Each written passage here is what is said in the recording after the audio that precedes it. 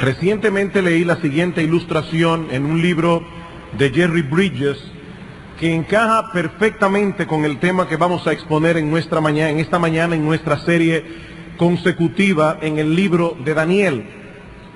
Imagínese que usted va viajando en un avión a 35,000 pies de altura y de repente se escucha la voz del piloto decir por el altoparlante: estimados pasajeros, tenemos un serio problema. Una de las dos alas está a punto de desprenderse. Pregunta: ¿cuál de las dos preferirías tú perder? ¿La de la derecha o la de la izquierda? Pues la pregunta es tonta porque ningún avión puede volar con una sola ala. Ambas son absolutamente necesarias para mantener el vuelo. Ahora, visualicemos la vida cristiana como un avión que tiene también dos alas. Una se llama dependencia y la otra se llama disciplina. En el desempeño de nuestra vida cristiana nosotros debemos depender en Dios, pero al mismo tiempo debemos dedicarnos a una serie de actividades diseñadas para adiestrarnos en la piedad. En 1 Timoteo capítulo 4 versículo 6, Pablo dice a Timoteo que debía ejercitarse para la piedad. Así como los atletas se entrenan para participar en una competencia y estar en forma, llevando a cabo ciertas actividades físicas, y los jóvenes que están tomando el basquetbol saben a qué yo me refiero. Los veo darle vueltas al edificio de la iglesia cuando toca basquetbol. Hay que estar bien entrenados físicamente. Bueno, lo que Pablo está diciendo es que así deben los creyentes entrenarse para ser piadosos. El hecho de que dependamos de Dios para nuestro crecimiento en gracia, eso no elimina la responsabilidad personal que tenemos de involucrarnos en las actividades que Dios ha diseñado para producir en nosotros ese crecimiento. Un texto de la Escritura que ilustra claramente este principio espiritual es el Salmo 127, versículo 1. Allí dice que si el Señor no edificare la casa, en vano trabajan los que la edifican. Si el Señor no guardare la ciudad, en vano vela la guardia. El salmista presenta a Dios aquí como el que edifica la casa y el que cuida la ciudad. Sin Él nuestra labor es vana. Sin embargo, hermanos, este salmo no nos enseña que los constructores no tienen que construir y que los vigilantes no tienen que vigilar, porque Dios se encargará de hacer el trabajo. No. La enseñanza del salmo es que tanto los constructores como los vigilantes deben ser responsables en hacer su labor, pero deben hacerlo en dependencia de Dios. Jerry Bridges le llama a este principio bíblico disciplina dependiente. Disciplina dependiente. Yo debo ser disciplinado, pero no debo confiar en la disciplina en sí misma. Debo confiar en Dios que nos da el crecimiento. Otro ejemplo que encontramos en la Escritura es el de Nehemías. Cuando Nehemías dirigía los trabajos de construcción de la muralla de Jerusalén, encontró mucha oposición. Y dice en Nehemías capítulo 4 versículo 8 que los enemigos de Israel conspiraron todos a una para venir a atacar Jerusalén y hacerle daño.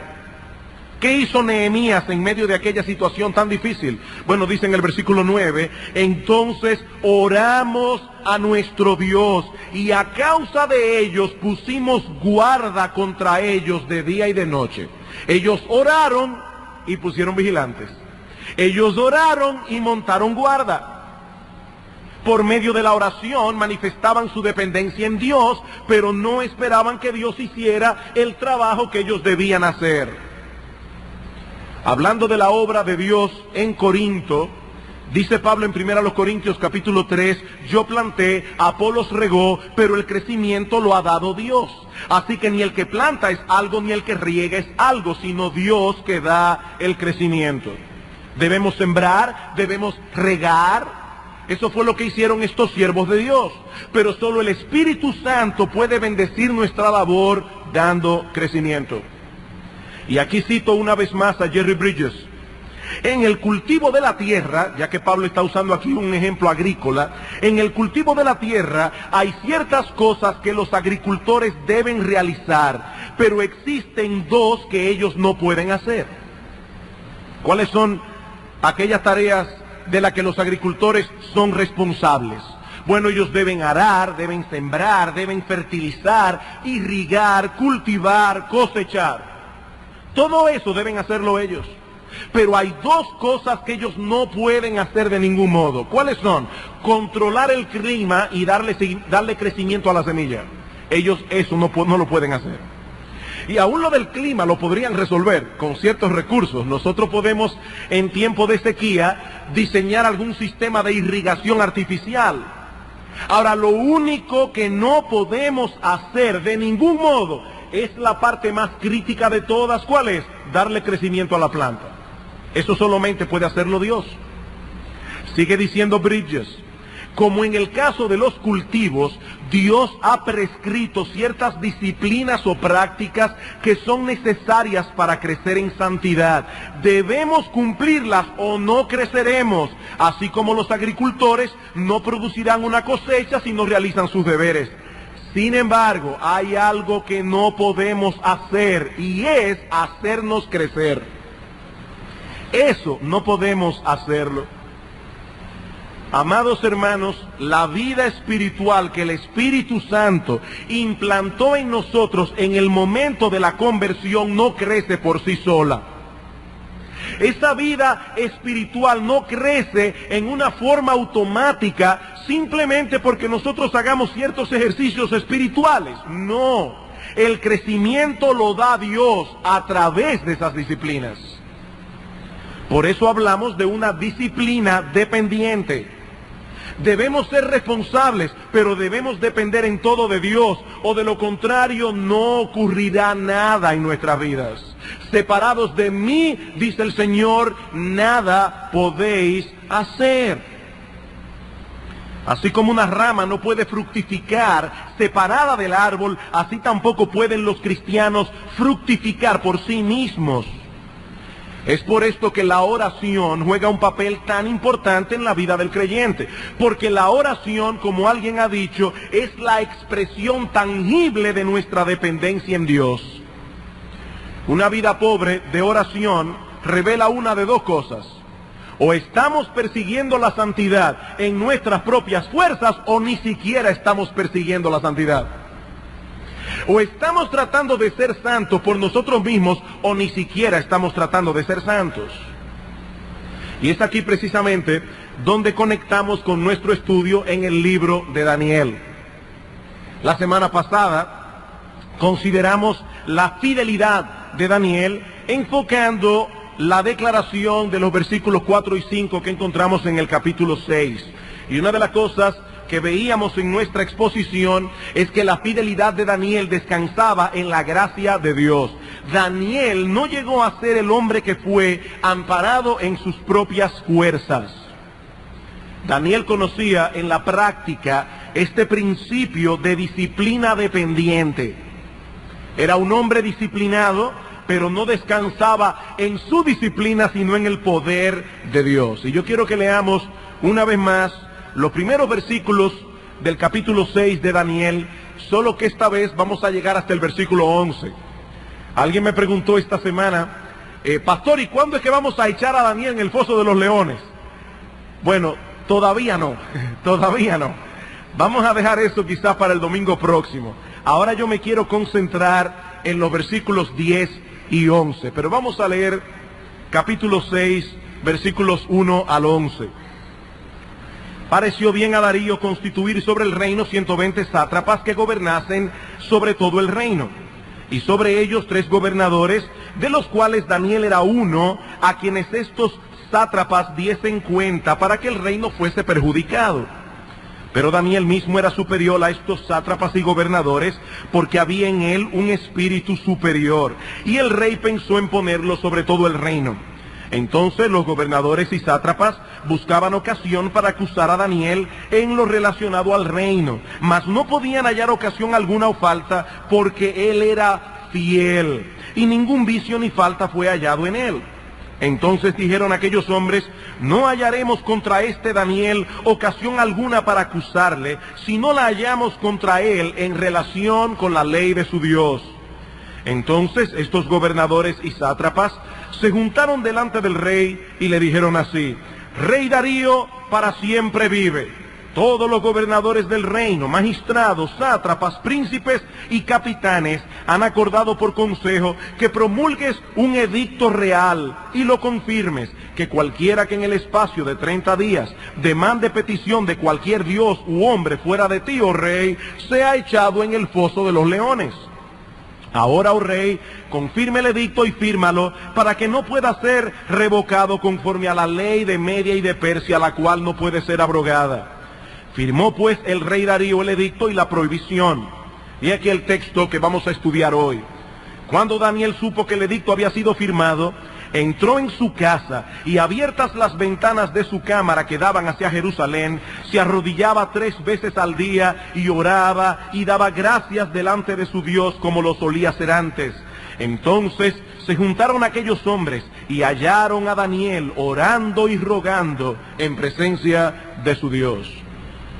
Como decía hace un momento, en la mañana de hoy, quiero centrar mi atención, nuestra atención, en los versículos 10 y 11 y en los detalles incidentales que esos versículos nos brindan sobre la vida de oración de Daniel. Así como debemos mirar a Daniel como un ejemplo de fidelidad, así también debemos mirarle como un ejemplo de oración. De hecho, en cierto modo, ambos aspectos en la vida de Daniel están íntimamente conectados. Daniel llegó a ser el hombre fiel que fue precisamente porque era el hombre de oración que era. La fidelidad y la oración, como veremos en un momento, están estrechamente relacionadas. ¿Qué nos enseña este texto en cuanto a la vida de oración de Daniel? Bueno, hay varios elementos aquí que nos revelan la forma como este hombre dependía de Dios en oración. En primer lugar, Daniel oraba resueltamente. En primer lugar, Daniel oraba resueltamente. Su temor de Dios y su sentido de necesidad le impedían apartarse del lugar de la oración por mucho tiempo, a pesar del peligro que esto significara para él. Dice en el versículo 10 que tan pronto Daniel se entera de que el edicto ha sido firmado, ¿qué hizo él? Se dirigió a su casa, pero no para planificar cómo se defendería del complot, ni para quejarse con amargura por la suerte que estaba corriendo. No. Daniel no llegó a casa ese día y comenzó a pensar: ¿cómo puede ser que el rey Darío haya firmado ese decreto? ¿Acaso no sabía él que esas personas estaban detrás de mí? O lo que era todavía mucho más complejo, Daniel pudo haber pensado: ¿por qué Dios permitió que estas personas se salieran con la suya? ¿Acaso no dice la Escritura que el corazón del rey está en las manos de Jehová y que a todo lo que él quiere lo inclina? ¿Por qué Dios no impidió que Darío firmara el edicto? Muchas quejas amargas se hubieran podido levantar en el corazón de Daniel contra el rey y contra Dios. Pero él fue a su casa a orar. Él fue a su casa a orar. La prudencia carnal le aconsejaba seguir otro curso de acción. Bueno, tal vez es mejor que ore en otro momento. O déjame seguir orando, pero en una forma más discreta. No en la ventana frente a todo el mundo. Yo voy a orar en mi corazón y con los ojos abiertos. Total, el decreto solamente prohíbe la oración por un mes. Yo puedo orar el mes que viene, como yo lo suelo hacer a través de toda mi vida. Es solamente un mes. Yo debo aclarar que no hay nada de malo en orar con los ojos abiertos. Debo aclarar que no hay nada de malo en levantar nuestros corazones delante del Señor cuando estamos desempeñando las labores diarias, podemos ir caminando llorando, podemos ir manejando el carro llorando, eso lo veremos un poco más adelante. Pero en esta circunstancia particular, Daniel no podía hacer eso. Como bien señala Calvino en su comentario, era necesario testificar delante de los hombres su perseverancia en la adoración a Dios. De haber alterado su hábito, hubiera sido una prueba de renuncia parcial de su compromiso con Dios. Daniel no podía cambiar su hábito. Daniel había resuelto darle gloria a Dios ante los ojos de los hombres. Hermanos, yo tengo una convicción. Yo tengo la convicción de que si el decreto firmado por Darío hubiese prohibido orar solo por 3 días, Daniel hubiese tenido problemas como quiera. Él no necesitaba un mes para meterse en problemas. Si el edicto prohíbe la oración por 3 días, Daniel hubiese tenido problemas. No solo porque en este asunto estaba en juego su fidelidad a Dios, sino también porque para este hombre la oración era tan importante como la respiración. ¿Puedes tú dejar de respirar por 3 días? No, ni por 5 minutos. Daniel tampoco podía dejar de orar. Para Daniel era mejor perder la vida que dejar de orar. Él no concebía la vida sin oración. Y yo pregunto, hermanos, ¿tenemos todos nosotros la misma determinación de acercarnos a Dios cada día en oración, independientemente de las circunstancias a nuestro alrededor? Hermanos, ¿cuántas excusas ponemos para dejar de orar? Debemos reconocer con vergüenza, y yo no estoy hablando por otros aquí, estoy hablando por mí mismo. Debemos reconocer con vergüenza que la razón primordial por la cual nuestra vida de oración es tan pobre es por nuestra falta de resolución, no por falta de tiempo. Es falta de determinación. Este hombre entendía su necesidad de orar y nada iba a detenerlo en su determinación de acercarse al trono de la gracia, ni siquiera la amenaza de perder la vida. Total, si lo echaban en el foso de los leones, lo iban a llevar más rápido a la presencia de Dios, y allí él habría de comunicarse con Dios cara a cara sin ningún impedimento ni obstáculo. ¿Me quieren quitar la vida? No hay ningún problema. Lo que no me van a quitar es mi comunión con Dios. Lo que no me van a quitar es mi intimidad con Dios.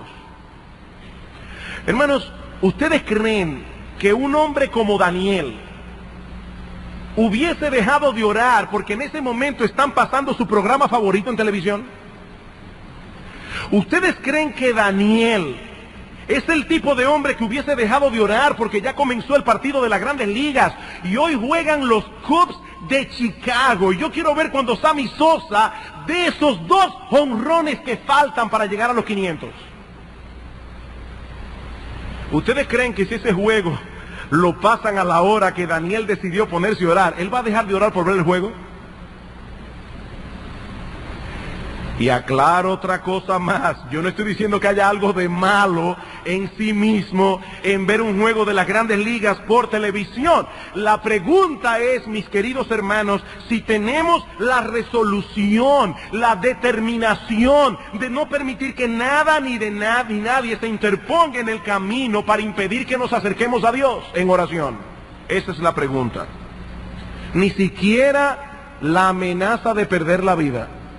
Ni eso fue para Daniel una causa lo suficientemente grande como para que él dejara de orar.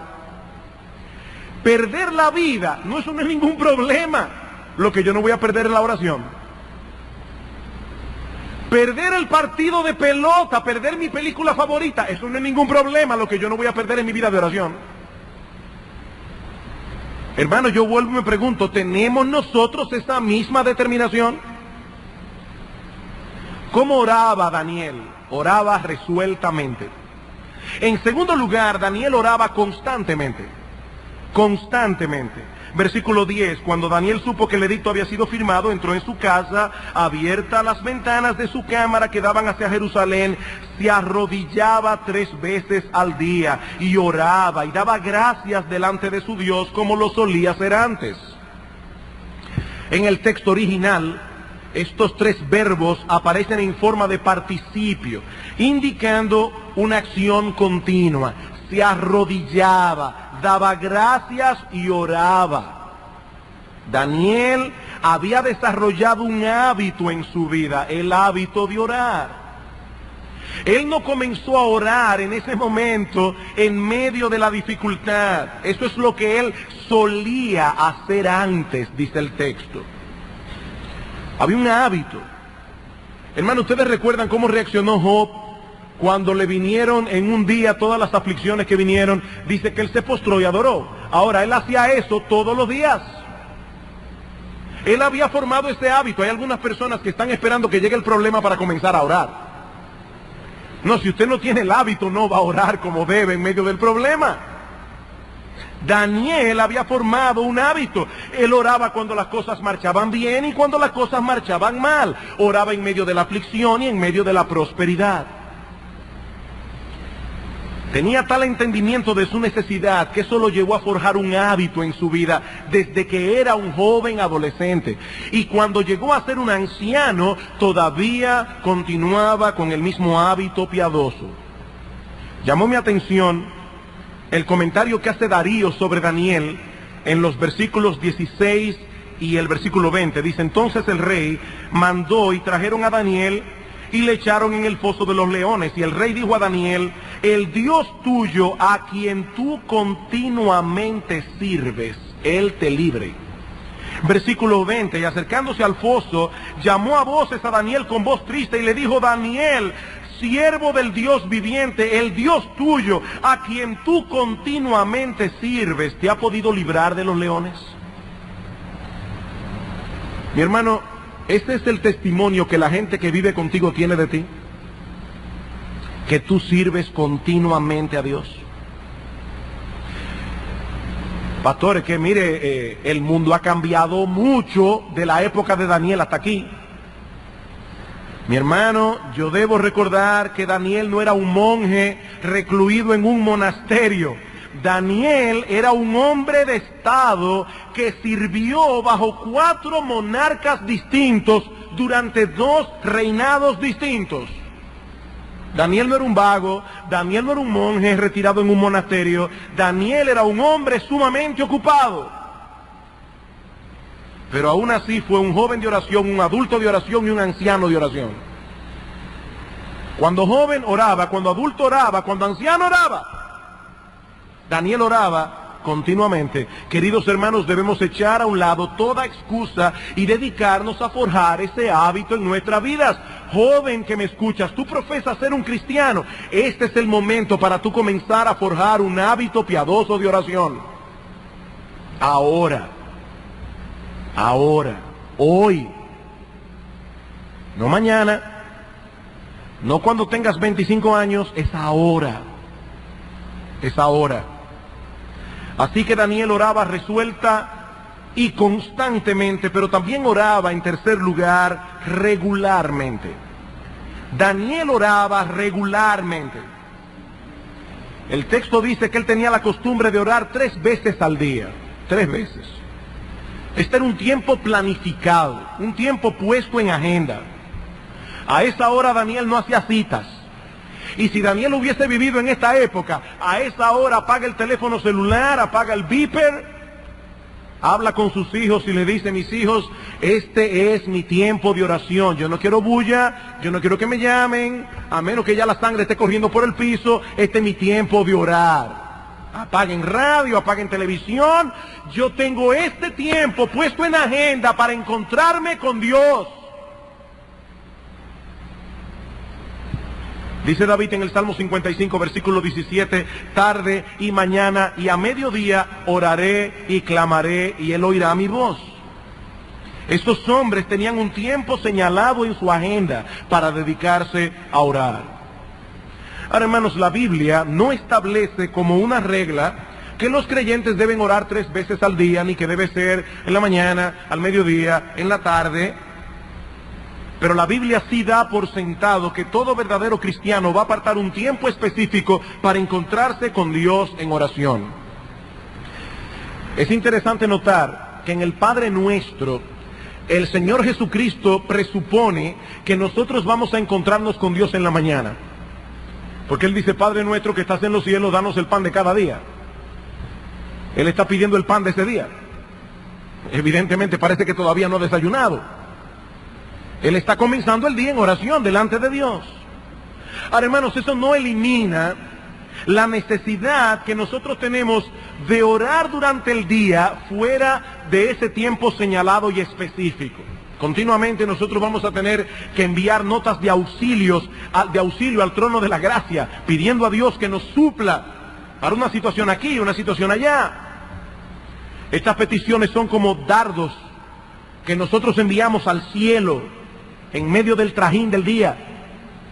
Ustedes recuerdan cuando Nehemías fue llamado delante del rey. En Nehemías capítulo 2, versículo 4, el rey se ha dado cuenta que Nehemías está triste. Dime qué te pasa. Él le cuenta lo que está pasando en Jerusalén, las murallas están destruidas, y el rey le pregunta, ¿y qué tú quieres que yo haga por ti? Y dice en Nehemías capítulo 2, versículo 4, entonces oré a Dios y dije al rey. ¿Qué clase de oración fue esa? Él no le dijo, alto la acción, déjame ir a la cámara a orar. No, seguramente lo que él dijo fue, Señor, ayúdame, dame sabiduría, inclina el corazón del rey. Esto es lo que yo quiero. Y Dios respondió su oración. Porque nuestro Dios es bueno y para siempre su misericordia. Él no está en el cielo con un reloj diciendo, no te voy a responder porque no oraste ni 5 minutos. No, hermanos. No, nuestro Dios no es así. Por eso alguien decía que así como los creyentes necesitan un tiempo de oración planeado, prolongado y persistente, así también necesitan de la oración no planificada, corta y espontánea. De las dos maneras. Tan importante es una cosa como la otra. Y ahora yo te pregunto, mi amado hermano, ¿estás tan consciente de tu necesidad de la gracia de Dios que mantienes ese canal de comunicación abierto con Él a lo largo del día? Hermanos, cuánta necesidad tenemos continuamente de la asistencia divina, cuánta necesidad de la sabiduría de Dios, cuántos pecados que mortificar, cuántas virtudes que desarrollar, cuántas decisiones que tomar. Yo no sé ustedes, los que tienen hijos, pero yo encuentro que la tarea, la labor de criar a los hijos en el temor de Dios es algo tan y tan crítico. Es algo para lo cual necesitamos tanta sabiduría en cada momento.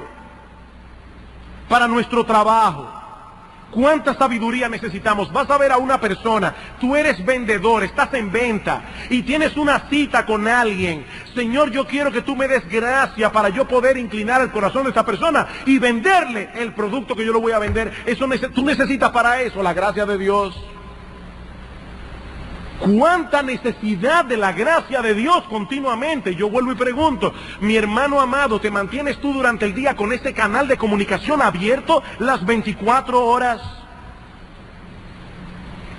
¿Tienes tú un tiempo señalado en tu agenda para encontrarte con Dios en oración cada día a una hora determinada? Puede ser que tengas el deseo de mejorar tu vida de oración, pero mi amado hermano, si tú no lo planificas, no podrás. Jerry Bridges dice al respecto, a menos que usted planifique orar y apartar un tiempo específico para hacerlo, descubrirá que no llevará a cabo sus buenas intenciones. No podrá. No podrá. Mi hermano, allí sentado, responde esta pregunta, allí donde estás. ¿Cuál es el tiempo que tú tienes señalado en tu agenda para encontrarte con Dios cada día a la misma hora? ¿Cuál es? Porque si tú no puedes responder rápidamente esa pregunta, hay un problema en tu vida espiritual. ¿Cuál es ese tiempo que tú tienes apartado para encontrarte con Dios cada día a la misma hora? De hecho, yo he encontrado muy apropiado hacerlo siempre en el mismo lugar. En el mismo lugar. Eso no es una regla, eso no es una orden. Es solamente un consejo. Daniel oraba resueltamente, constantemente, regularmente. En cuarto lugar, Daniel oraba confiadamente. Dice el versículo 10, Cuando Daniel supo que el edicto había sido firmado, entró en su casa y abiertas las ventanas de su cámara que daban hacia Jerusalén, se arrodillaba 3 veces al día y oraba. ¿Y por qué Daniel hacía esto? Porque Daniel confiaba en la promesa que Dios había hecho en la dedicación del templo. Si ustedes van al primer libro de Reyes, el capítulo 8, los versículos 46 al 49, no lo vamos a buscar. Allí dice que si el pueblo de Israel era llevado cautivo, repito hermanos, no había nada mágico ni misterioso en el hecho de orar mirando hacia Jerusalén. Simplemente Dios había dicho que si su pueblo era llevado a cautiverio, que si oraban mirando hacia Jerusalén, Él iba a responder esa oración. Esa práctica era un recordatorio constante a los judíos que estaban en la cautividad de que ellos no pertenecían a la nación donde estaban, sino que ellos eran miembros del pueblo del pacto, la nación que Dios había apartado de todos los pueblos de la tierra para tener con Él una relación especial de intimidad. Ahora, el punto que yo quiero enfatizar aquí es que Daniel conocía esta promesa de Dios y confiaba en ella. Y esta confianza inquebrantable en lo que Dios había revelado sustentaba su vida de oración. Hoy día nosotros no tenemos que orar mirando hacia ningún lugar. De hecho, ni siquiera tenemos que orar en la iglesia. Hay algunos hermanos que cuando tienen una gran necesidad de oración, ellos quieren que se ore en el culto del domingo en la mañana. Y uno dice, mire hermano, si no es una operación que se va a realizar el lunes, vamos a orar el miércoles. Ah, no, es que el culto es como que tiene un poder especial.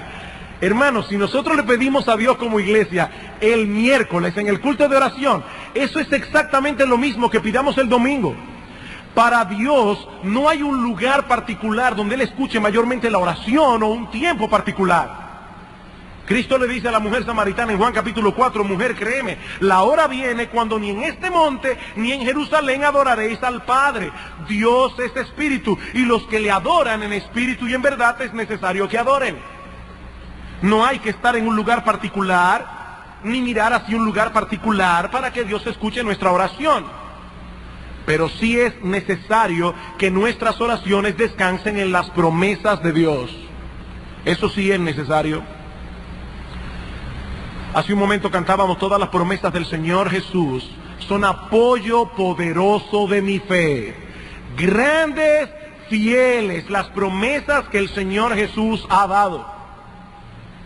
Queridos hermanos, si tuviésemos mayor confianza en lo que Dios ha prometido, si las promesas de Dios fueran traídas con más frecuencia a nuestras mentes, nuestra vida de oración fuera más estable, nuestra vida de oración fuera más persistente. Dice el Señor, de cierto os digo, que todo cuanto pidiereis al Padre en mi nombre os lo dará. Pedid y recibiréis para que vuestro gozo sea cumplido. ¿Tú crees eso? Que todo lo que tú le pidas al Padre en el nombre de Cristo, como si fuera Cristo que lo estuviera pidiendo, que Él te lo dará. Algunas personas creen que pedir en el nombre de Cristo es como añadir al final de la oración la frase mágica, en el nombre de Cristo. Eso es como decir abracadabra. No, pero la idea de orar en el nombre de Cristo no es añadirle esta coletilla a la oración. La idea es orar con la conciencia de que yo no tengo ninguna razón para que Dios me dé lo que yo le estoy pidiendo. Por eso cuando voy delante de Dios no voy en mi nombre, sino en el de Él. Vamos a suponer que usted es una persona pobrecita, pero pobrecita. Ahora es una persona sumamente confiable. Y hay un individuo multimillonario que le ha tomado mucha confianza. Tanta confianza que en cierta ocasión ese individuo se va de viaje y te deja un poder para que tú hagas ciertos retiros bancarios y hacerle ciertos pagos que esta persona debe hacer mientras esté de viaje. Si tú vas al banco en tu nombre, no te van a dar un centavo, porque tú no tienes ningún crédito allí. Tú no tienes nada que avale tu palabra, tú no tienes nada por lo cual el banco te va a prestar un centavo. Ahora, si vas en el nombre del multimillonario que ha confiado en ti, si vas en su nombre, si vas amparado en el en el poder que esa persona te ha dado, el banco te va a prestar como si fuera él. Bueno, cuando nosotros vamos al Padre en nuestro nombre, tenemos la cuenta en rojo. Pero cuando vamos en el nombre de Cristo, confiando en los méritos de Cristo, amparado en la obra de Cristo, el Padre oye nuestra oración. Pedid, dice el Señor, y se os dará, para que vuestro gozo sea cumplido. En Lucas capítulo 11, cuando el Señor enseña acerca de la oración, Cristo dice: ¿qué padre hay de vosotros que si su hijo le pide pan le dará una piedra? O si le pide pescado le dará una serpiente. Pues si vosotros, siendo malos, sabéis dar buenas dádivas a vuestros hijos, ¿cuánto más vuestro Padre Celestial dará buenas cosas a los que le pidan? Mi hermano, yo te pregunto una vez más, ¿tú crees eso?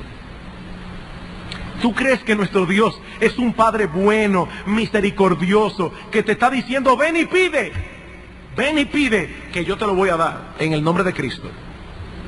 ¿Tú crees eso?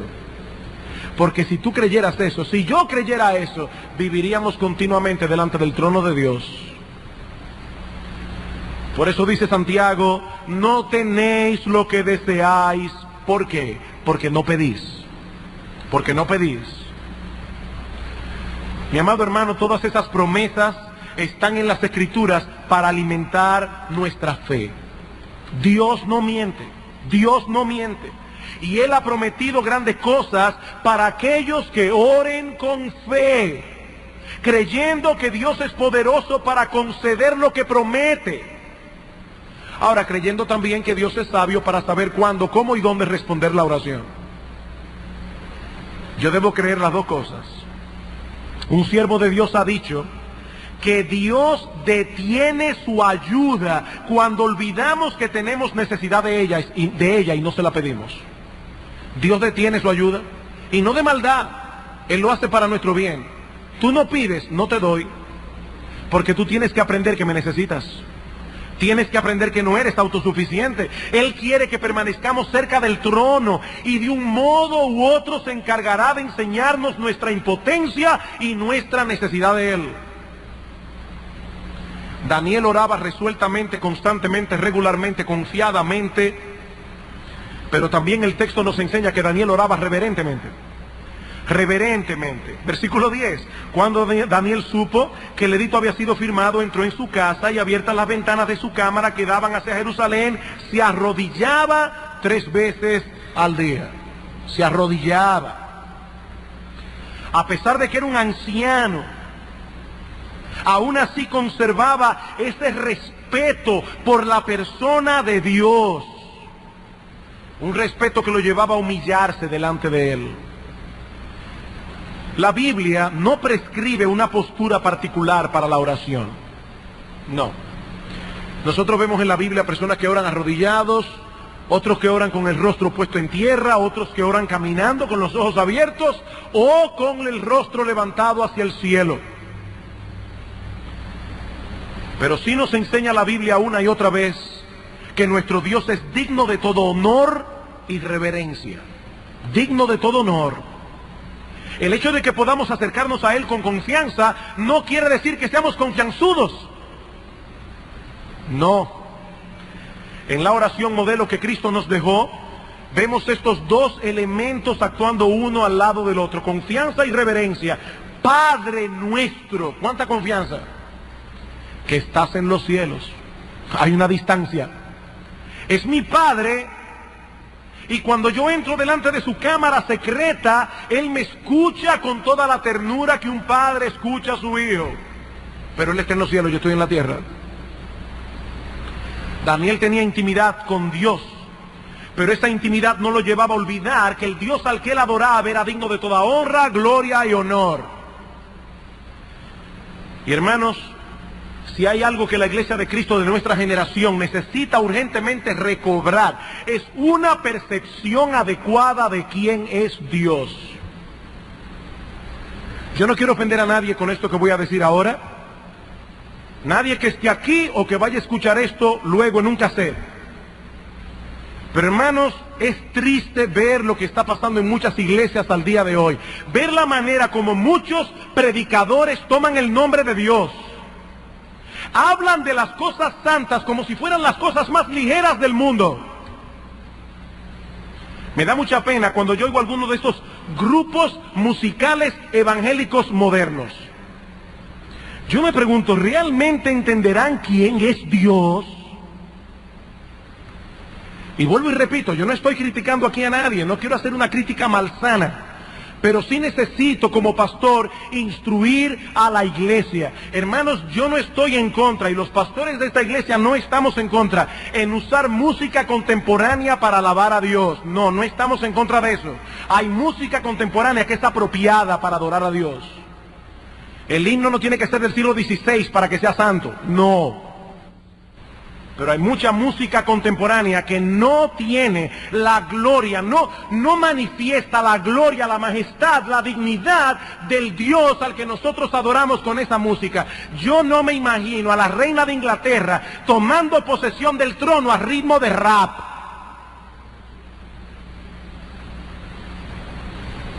Y mi Dios tiene más gloria y más majestad que la reina de Inglaterra.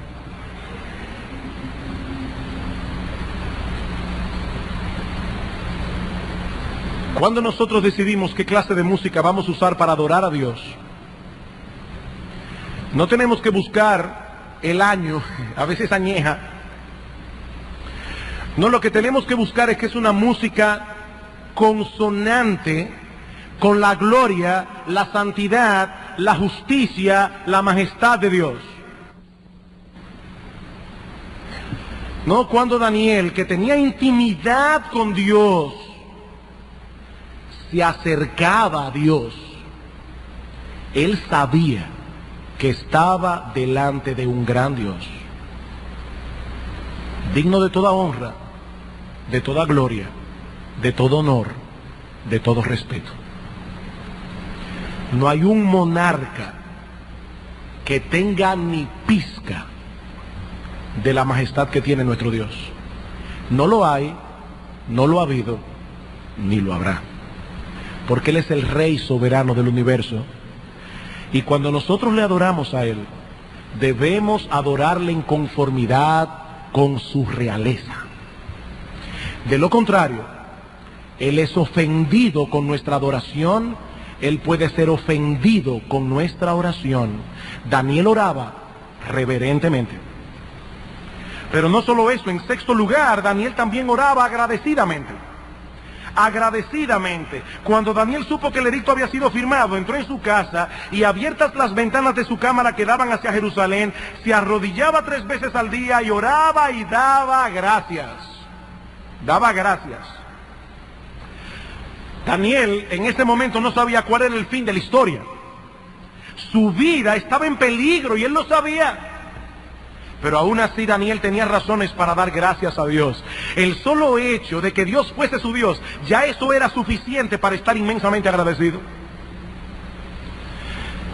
Mi amado hermano, yo no conozco la situación que tú puedes estar atravesando en este momento. Pero si tú eres un verdadero cristiano, tú tienes razones sin número para dar gracias a Dios. Fuiste escogido para esta gran salvación desde antes de la fundación del mundo. Cristo se encarnó para salvarte, para librarte del infierno, murió en una cruz. Eres un hombre perdonado, completamente perdonado, tienes a Dios por Padre, a Cristo como amigo y al Espíritu Santo como consolador permanente.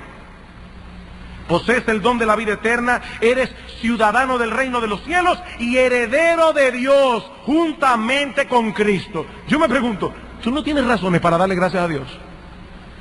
Razones poderosas para dar gracias a Dios a pesar de las dificultades. Por nada estéis afanosos, dice Pablo en Filipenses 4, si no sean conocidas vuestras peticiones delante de Dios, en toda oración y ruego con acción de gracias. Y la paz de Dios, que sobrepasa todo entendimiento, guardará vuestros corazones y vuestros pensamientos en Cristo Jesús. En 1 Tesalonicenses capítulo 5, versículos 16 al 18, escribe Pablo, estad siempre gozosos, orad sin cesar, dad gracias en todo. Estad siempre gozosos, orad sin cesar, dad gracias en todo. Hay tres elementos de la vida cristiana que siempre andan juntos. Hay personas que son tan amigas que cuando uno ve a uno, ve al otro. Generalmente andan juntos, para bien o para mal. Bueno, el gozo, la oración y la gratitud son amigos inseparables. Amigos inseparables. Daniel estaba a punto de perder la vida y todavía le daba gracias a Dios. Y finalmente, Daniel no solamente oró resueltamente, constantemente, regularmente, confiadamente. Ya se me fue el sexto. Reverentemente y agradecidamente, sino también fervientemente. Fervientemente, dice en el versículo 11, entonces se juntaron aquellos hombres y hallaron a Daniel orando y rogando. Orando y rogando en presencia de Dios. Esta expresión rogando significa literalmente implorando su favor. Daniel sabía que solo Dios podía darle la capacidad que él necesitaba para poder pasar esta prueba. Sabía también que Dios podía librarle si esa era su voluntad. Al orar, en esta circunstancia, Daniel derramó su alma delante de Dios con fervor, como alguien que tenía plena conciencia de su necesidad, y Dios escuchó su clamor. Dice de Cristo en Hebreos capítulo 5, versículo 7, que en los días de su carne, ofreciendo ruegos y súplicas, con gran clamor y lágrimas, al que le podía librar de la muerte, fue oído a causa de su temor reverente. Hermanos, el Hijo de Dios encarnado oró delante de Dios con clamor, con súplicas, con lágrimas. Y fue oído. Y fue oído. Dice Santiago, la oración eficaz del justo puede mucho. Y luego añade, Elías era un hombre sujeto a pasiones semejantes a las nuestras, y oró fervientemente para que no lloviese. ¿Y saben qué pasó? No llovió por 3 años y 6 meses. Y oró otra vez, y el cielo dio lluvia.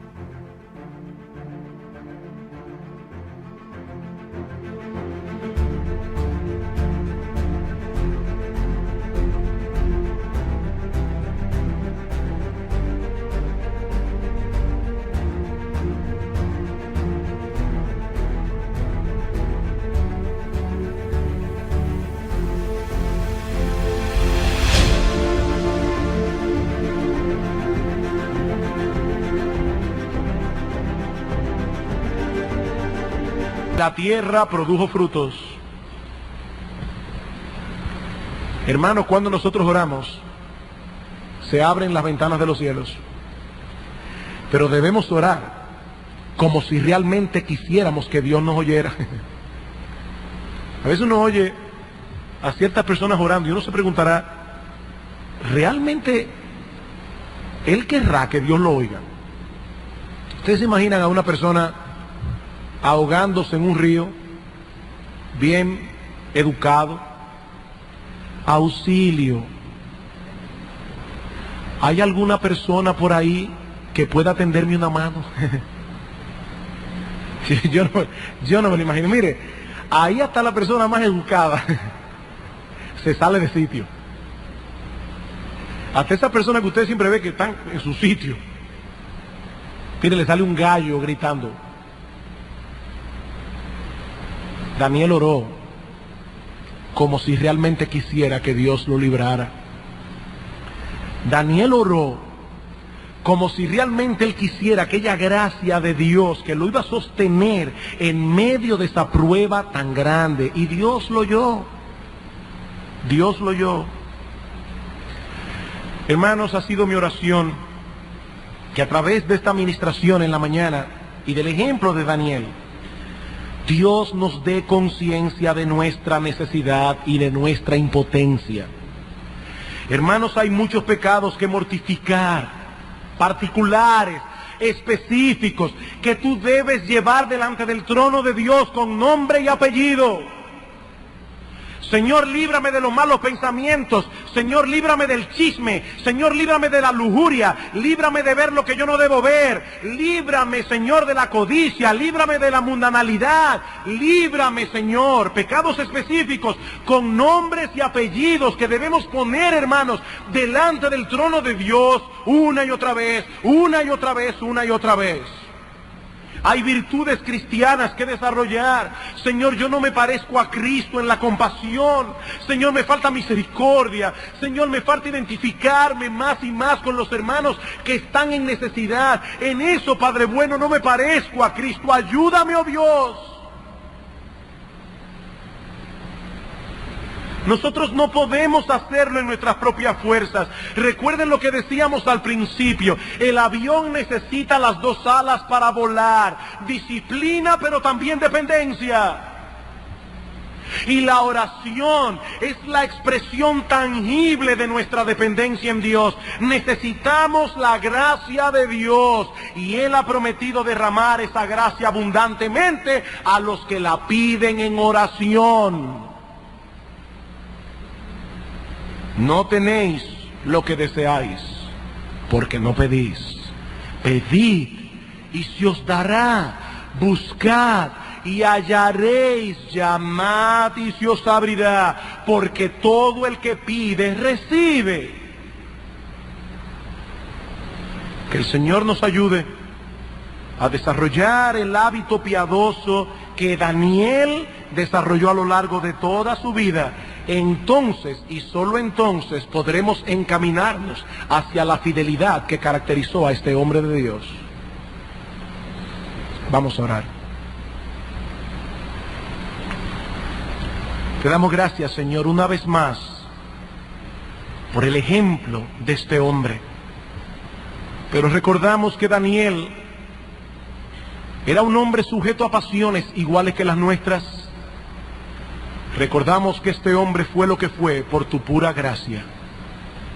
Nuestro Padre, nuestro Dios, mira a cada creyente en este lugar e impacta su corazón con esta enseñanza.